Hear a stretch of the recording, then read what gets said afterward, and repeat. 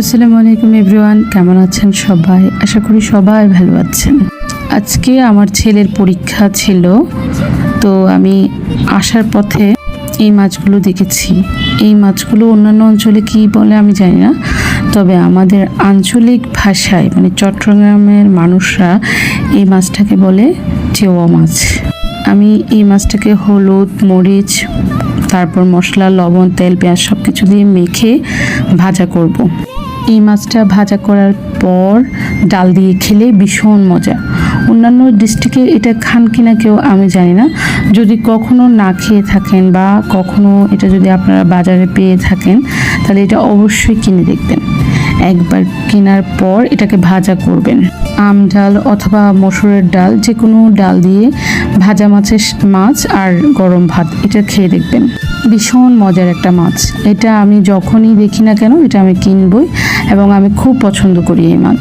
ছোটবেলায় আমার বাবা এই মাছ অনেক বেশি আনতো, তখন আমার মা কিন্তু এই মাছ পছন্দ করে না, উনি কিন্তু কেটে কুটে রান্না করে আমাদেরকে খাওয়ার জন্য দিত। আমরা বেশ ভালো করে মজা করে এই মাছগুলো খেতাম। এর পাশাপাশি আমি লটিয়া মাছ পেয়েছি, একটু সবজি বরবটি দিয়ে রান্না করছি।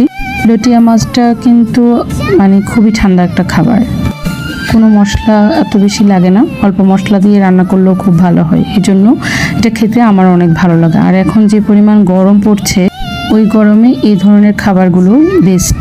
হোয়াটএভার, অনেকে বলবে আমি সর্বক্ষণ রান্নার ভিডিও করি, সবসময় রান্নার ভিডিও দিচ্ছি। আপনারাও তো বাসায় রান্না করেন। অ্যাকচুয়ালি কি জানেন, আপনার ফেসবুকে আপনি যে পেজটা খুলবেন, ওই পেজে আপনি যে বিষয়ে কাজ করবেন সবসময় ওইটাই করতে হবে। আপনি যদি সারাদিন নাচেন, তাহলে সবসময় আপনাকে নাচের ভিডিও দিতে হবে।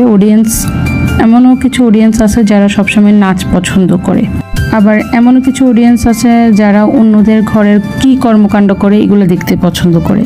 অনেকে আছে ক্যাপশন খুব সুন্দর করে দিয়েছে, ওখানে একটা খোঁচা দিয়ে ক্যাপশন দিয়েছে, ওটা পছন্দ করে। ওই ডিফারেন্ট চিন্তা চেতনার মানুষগুলাই ডিফারেন্ট ব্লগগুলো পছন্দ করে। এই কারণে ফেসবুক মূলত যে যেটা নিয়ে কাজ করবে সেটাই কাজটাকে প্রাধান্য দেয় বেশি। আর আমি যেহেতু সারাটা দিন রান্নার কাজ করি বা বাসায় থাকি, তো সেই হিসাবে আমি যে কাজটা করি আমি সেটাই আপনাদের সাথে শেয়ার করি। তো আজ আপনাদের সাথে আমার অনেক গল্প হলো। নেক্সট আরেকটা ব্লগে আর সুন্দর করে গল্প করব। এটা ছিল আমার আজকের লাঞ্চের মেনু। আপনাদের সাথে আমার আরও মিষ্টি গল্প হবে, কথা হবে ইনশাল্লাহ। আল্লাহ হাফেজ।